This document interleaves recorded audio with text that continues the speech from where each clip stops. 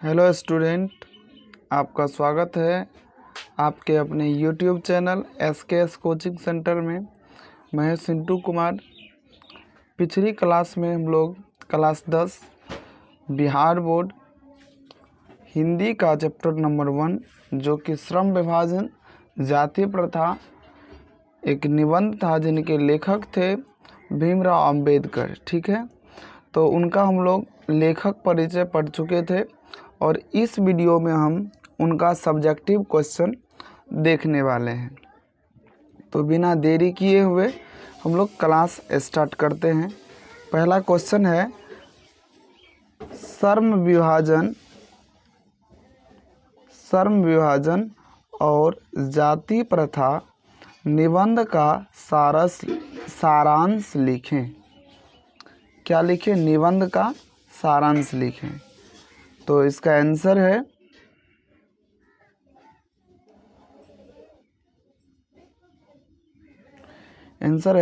श्रम विभाजन और जाति प्रथा निबंध का रचनाकार संविधान के निर्माता एवं गरीबों का मसीहा डॉक्टर भीमराव अंबेडकर जी हैं।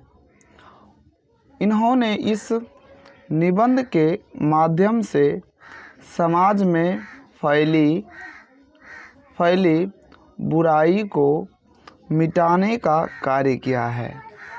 अर्थात उन्होंने हमारे समाज में फैली बुराई, ऊंच नीच की भावना को मिटाने का क्या किया है? कार्य किया है। इसमें लेखक जिस विडंबना की बात करती है वो है जातिवाद का पोषक। क्या? जातिवाद का पोषक।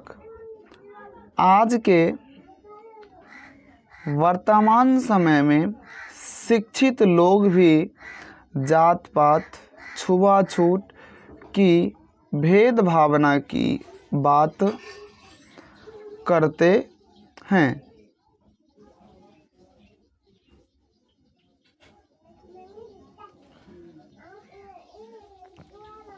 कुछ लोग जाति प्रथा को श्रम विभाजन का दूसरा रूप मानते हैं, जो बिल्कुल गलत है।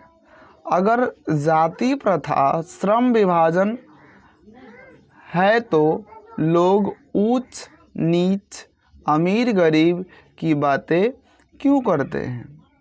मानव का जिस जाति में जन्म होता है वह अपने माता पिता के पेशे के अनुसार कार्य करता है, चाहे उसमें उसे रुचि हो या नहीं हो। वह हमेशा के लिए उसी पेशे में बंध जाता है। जाति प्रथा एक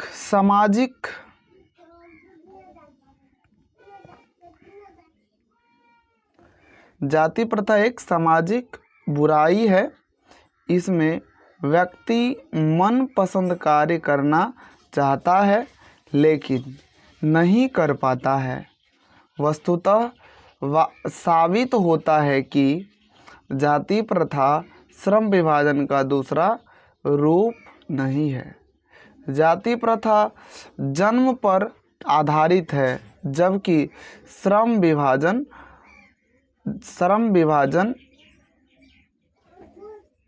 रुचि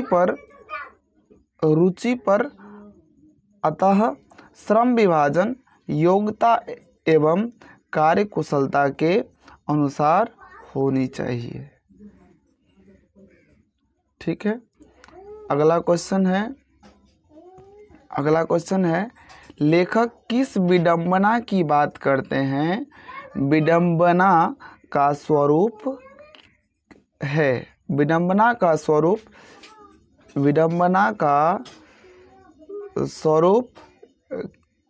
क्या है? ठीक है, विडंबना का स्वरूप क्या है? तो आगे बढ़ते हैं, इसका आंसर देखते हैं।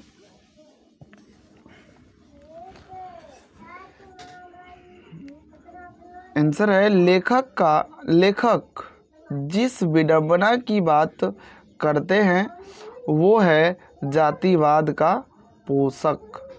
भारत में कई ऐसे गांव हैं जहां के लोग शिक्षित होकर भी जातिवाद छुआछूत की भावना रखते हैं।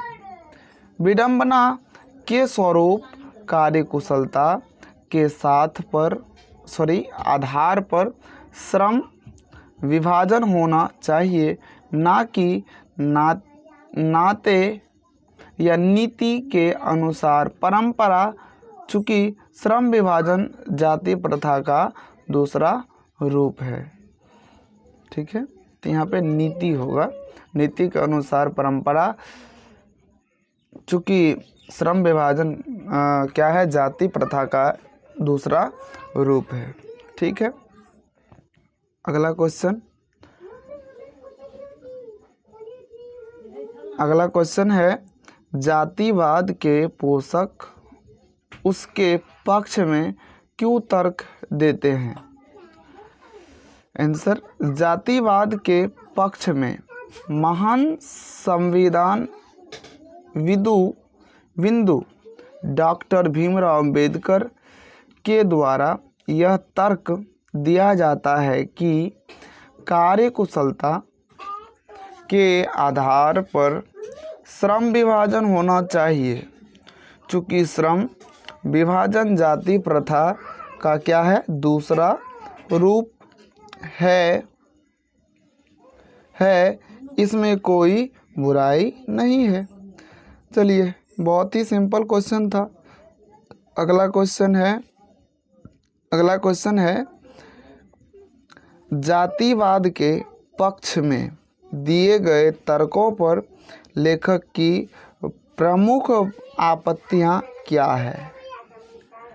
आंसर है, जातिवाद के पक्ष में डॉक्टर भीमराव अंबेडकर कई आपत्ति जताते हुए कहते हैं कि काम का विभाजन जातिवाद के आधार पर नहीं होनी चाहिए, क्योंकि मानव का जिस जाति में जन्म होता है, जो अपने माता पिता के पेशे के अनुसार जीवन भर के लिए बंध जाता है, चाहे उसमें रुचि हो या न हो,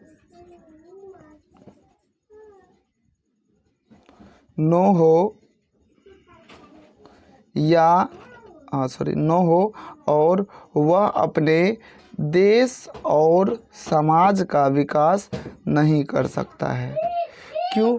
क्योंकि हो सकता है उस कार्य में उनको रुचि ना हो, लेकिन बाज़बरन उनको अपने माता पिता के अनुसार उन पेशे को स्वीकार करना होता है, जिन वजह से वो अपने देश या समाज की सेवा नहीं कर पाते हैं। अर्थात उनके स्वेच्छा के अनुसार ही उनका काम या उनका पेशा तय होना चाहिए, मतलब उन व्यक्तियों को जिनमें उनका इच्छा हो, हॉबी हो।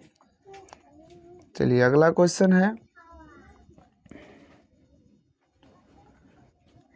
क्वेश्चन है जाति प्रथा भारत में बेरोजगारी का एक प्रमुख और प्रत्यक्ष कारण किससे बनी हुई है।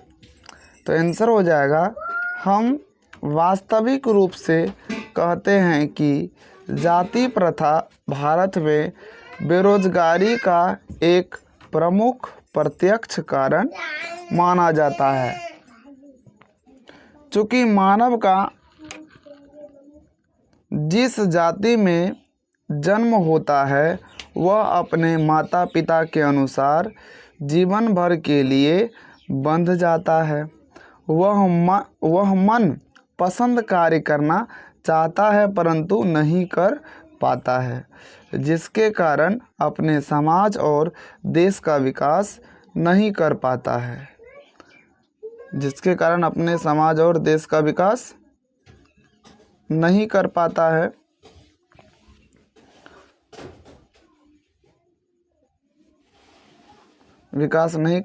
है।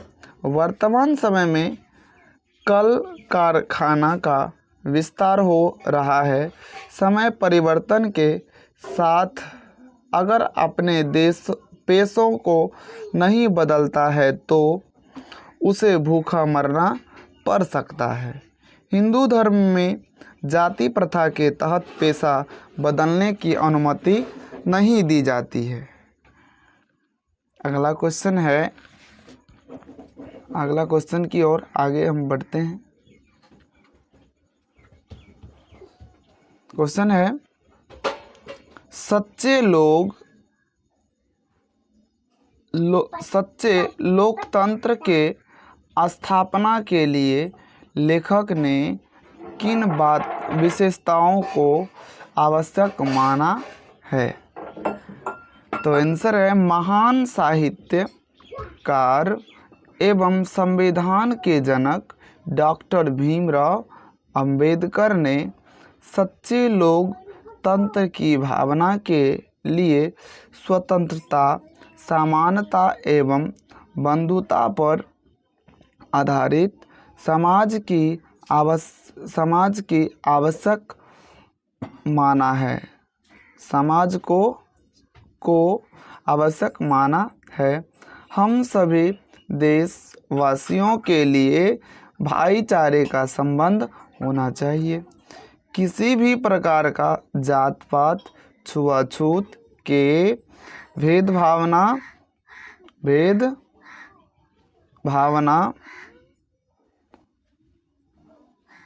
मन में नहीं होना चाहिए।